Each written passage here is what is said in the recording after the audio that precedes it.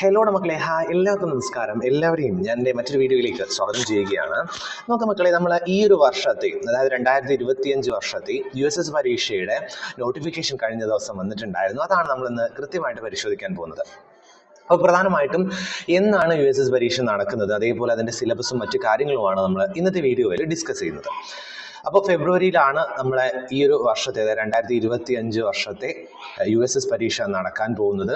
അപ്പോൾ ആദ്യമേ തന്നെ അതിൻ്റെ ഒരു കാര്യങ്ങൾ കൃത്യമായിട്ട് പറയുകയാണ്.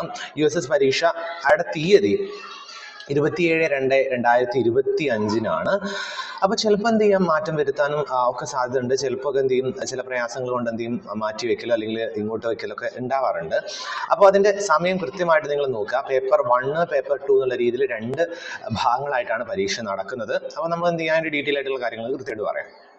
അപ്പോൾ പേപ്പർ 1 10:15 മുതൽ 12 മണി വരെ നടക്കുന്നു. അതേപോലെ പേപ്പർ 2 ഉച്ചയ്ക്ക് 1:15 മുതൽ 3 മണി വരെയാണ്. അപ്പോൾ 2 ഭാഗങ്ങളായിട്ട് നമുക്ക് ഓരോ ഭാഗത്തുള്ള വിഷയങ്ങളൊക്കെ എന്ത് ചെയ്യാം, നമുക്ക് ജസ്റ്റ് ഒന്ന് പരിശോധിച്ച് മുമ്പോട്ട് പോവാം. ഓക്കെ, അപ്പോൾ നോക്കുക, നിങ്ങൾ കൃത്യമായിട്ട് നോക്കേണ്ട കാര്യം, ഓക്കെ, USS പരീക്ഷയ്ക്ക് നിങ്ങൾക്ക് എന്ത് ചെയ്യേണ്ടതില്ല, ഫീസ് നൽകേണ്ടതില്ല. അതേപോലെ 30/12/2024 മുതൽ 15/1/2025 വരെയുള്ള ഈ ഒരു ഡേറ്റ് നിങ്ങൾ കൃത്യമായിട്ടൊന്ന് നോക്കണം. കാരണം ഈ സമയത്തിൻ്റെ ഇടയിലാണ് നിങ്ങൾ എന്ത് ചെയ്യേണ്ടത്, ഈ ഒരു എക്സാമിന് അപ്പിയർ ചെയ്യാൻ വേണ്ടി നിങ്ങൾ എന്ത് ചെയ്യേണ്ട, ഓൺലൈനായിട്ട് രജിസ്റ്റർ ചെയ്യേണ്ടത്. അപ്പോൾ ഓർത്ത് വയ്ക്കുക, 30/12/2024 മുതൽ 15/1/2025 വരെ നിങ്ങൾക്ക് എന്ത് ചെയ്യാം, ഓൺലൈനായിട്ട് USS പരീക്ഷയ്ക്ക് രജിസ്റ്റർ ചെയ്യാവുന്നതാണ്. ഓക്കെ, സോ നോക്കാം, നമ്മൾ അടുത്ത ഭാഗങ്ങൾ നോക്കുന്നത് എന്താണ് പരീക്ഷയുടെ ഘടന. അതായത് 2 പേപ്പറായിട്ടാണ്, പേപ്പർ 1, പേപ്പർ 2 എന്നുള്ള രീതിയിൽ 2 പേപ്പറായിട്ടാണ് പരീക്ഷ നടത്തുന്നത് നിങ്ങൾ പറഞ്ഞു. അപ്പോൾ പാർട്ട് 1, അതായത് പാർട്ട് 1 പാർട്ട് എ ആയിട്ട് 1ാം ഭാഷ, അതായത് നിങ്ങൾ തിരഞ്ഞെടുത്ത മലയാളമോ തമിഴോ കന്നഡയോ അറബിയോ ഉറുദോ സംസ്കൃതമോ ഈ ഒരു ഭാഷ അല്ലേ, അതാണ് ആദ്യത്തെ എ പാർട്ടിൽ ഉണ്ടാവുക. അതേപോലെ പാർട്ട് ബി 1ാം ഭാഷയായിട്ടുള്ള BT അല്ലെങ്കിൽ എന്താണ് മലയാളം 2nd, കന്നഡ തമിഴ് ആ ഒരു ഭാഗവുമായി ബന്ധപ്പെട്ട് പാർട്ട് ബി നിങ്ങൾക്ക് എന്ത് ചെയ്യും, ക്വസ്റ്റ്യൻസ് ആയിട്ട് വരും.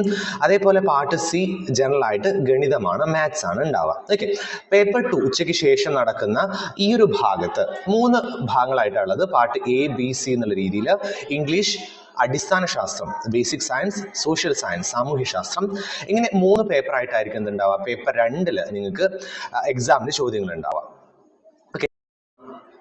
അപ്പോൾ നമുക്ക് ഓരോന്നായിട്ട് എന്ത് ചെയ്യാൻ പരിശോധിച്ച് നോക്കാം. 1ാം ഭാഷയായിട്ടുള്ള AT ആകെ 15 ചോദ്യങ്ങളാണ് ഉണ്ടാവുക. എല്ലാ ചോദ്യങ്ങൾക്കും എന്ത് ചെയ്യണം, കൃത്യമായിട്ട് നിങ്ങൾ ഉത്തരം എഴുതേണ്ടതുണ്ട്. പാർട്ട് ബി, അതായത് 1ാം പേപ്പറിൽ പാർട്ട് ബിയിൽ 15 ചോദ്യങ്ങളാണ് ഉണ്ടാവുക. ഇവിടെ ശരി ഉത്തരം ലഭിക്കുന്നതിൽ 10 ചോദ്യങ്ങളുടെ ഉത്തരം മാത്രം എന്ത് ചെയ്യുള്ളൂ, പരിഗണിക്കുകയുള്ളൂ. ഓക്കെ, ദെൻ ഗണിതത്തിലോട്ട് വരുന്ന സമയത്ത് ആകെ 20 ചോദ്യങ്ങളാണ് ഉണ്ടാവുക. ആ 20 ചോദ്യങ്ങളിൽ മുഴുവൻ ചോദ്യങ്ങൾക്കും നിങ്ങൾ എന്ത് ചെയ്യണം, കൃത്യമായിട്ട് ഉത്തരം എഴുതേണ്ടതുണ്ട്. ഓക്കെ, 2ാം പേപ്പറിൽ 55 ചോദ്യങ്ങളാണ് ഉണ്ടാവുക. 55 ചോദ്യത്തിൽ ഇംഗ്ലീഷിൽ 15 ചോദ്യങ്ങളുണ്ട്.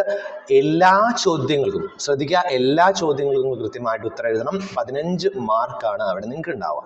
ദെൻ പാർട്ട് ബിയിൽ ബേസിക് സയൻസിൽ ആകെ 20 ചോദ്യങ്ങൾ ഉണ്ടാവും.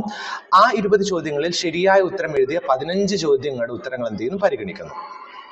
അതേപോലെ തന്നെയാണ് സാമൂഹ്യ ശാസ്ത്രത്തിൽ, സോഷ്യൽ സയൻസിൽ. ഓക്കെ, 20 ചോദ്യങ്ങൾ ഉണ്ടാവും. 15 ചോദ്യങ്ങളുടെ ഉത്തരങ്ങൾ മാത്രമേ എന്ത് ചെയ്യുള്ളൂ, പരിഗണിക്കുകയുള്ളൂ. ഓക്കെ, ഇനി നോക്കുക, ഒരു പേപ്പറിന് 90 മിനിറ്റ് ആയിരിക്കും സമയം. നമ്മൾ നേരത്തെ നോക്കി. ഇനി കൃത്യമായിട്ട് നിങ്ങൾ പരിശോധിച്ചു പോകേണ്ടത്, ഇവിടെ നോക്കുക, ആകെ 1ാം പേപ്പറിൽ 50 അത് 50 ചോദ്യങ്ങൾ ഉണ്ടാവും. അതിൽ പരമാവധി എന്ത് ചെയ്യും, 45 മാർക്കും. പേപ്പർ 2 പരമാവധി എത്രയാണ്, 45 മാർക്കും ആണ് നമ്മൾ എന്ത് ചെയ്യേണ്ടത്, സ്കോർ ചെയ്യേണ്ടത്. അപ്പോൾ നമുക്കറിയാം 90 മാർക്കിനാണ് എന്ത്, പരീക്ഷ. ഓക്കെ, അപ്പോൾ ഇനി അടുത്ത് നമ്മൾ നോക്കുന്നത് എങ്ങനെയാണ്, എത്രത്തോളം മാർക്ക് ലഭിച്ചാലാണ് നമുക്ക് USS പരീക്ഷ ലഭിക്കുക, അല്ലെങ്കിൽ USSന്റെ സ്കോളർഷിപ്പ് ലഭിക്കുക എന്നുള്ളതാണ് നമ്മൾ ആദ്യമേ പരിശോധിക്കാൻ പോകുന്നത്. ഓക്കെ, അപ്പോൾ കൃത്യമായിട്ട് നമുക്ക് എന്തെങ്കിലും ഒന്ന് പരിശോധിച്ച് പോവാം. സ്കോളർഷിപ്പ് ലഭിക്കുന്നതിനുള്ള യോഗ്യത, ഇതാണ് നമ്മൾ പ്രധാനമായിട്ട് നമ്മൾ നോക്കേണ്ടത് അല്ലേ. 2 പേപ്പറിലും ആകെ 45 90 മാർക്കാണ്. ഈ 90 മാർക്കിൽ 63 മാർക്ക്, അതായത് 70% മുകളിൽ മാർക്ക് നേടിയാൽ മാത്രമേ നിങ്ങൾക്ക് എന്ത് ചെയ്യുള്ളൂ, സ്കോളർഷിപ്പിന് അർഹതയുണ്ടാവുള്ളൂ. ഓക്കെ, അതായത് നമുക്ക് പ്രയാസമൊന്നുമില്ല, നമുക്ക് ഫുള്ള് എന്ത് ചെയ്യാം, ബബിൾ ചെയ്യാം. നെഗറ്റീവ് മാർക്കും മറ്റു കാര്യങ്ങളും ഇല്ലാത്തതുകൊണ്ട് എന്ത് ചെയ്യില്ല, നമ്മൾ പിറകോട്ട് പോവില്ല. അപ്പം മുഴുവൻ ചോദ്യങ്ങൾ നിങ്ങൾ അറ്റൻഡ് ചെയ്യുക. അതേപോലെ നിങ്ങളുടെ ഒന്ന്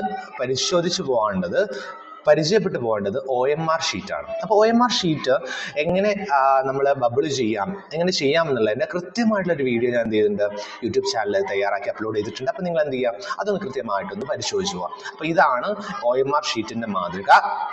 അപ്പോൾ നിങ്ങൾ ആദ്യമേ എന്ത് ചെയ്തിട്ടുണ്ടായിരിക്കും, USSന് അപ്പിയർ ചെയ്യാൻ വേണ്ടിയിട്ട് പഠിച്ചുകൊണ്ടിരിക്കുന്നുണ്ടായിരിക്കും.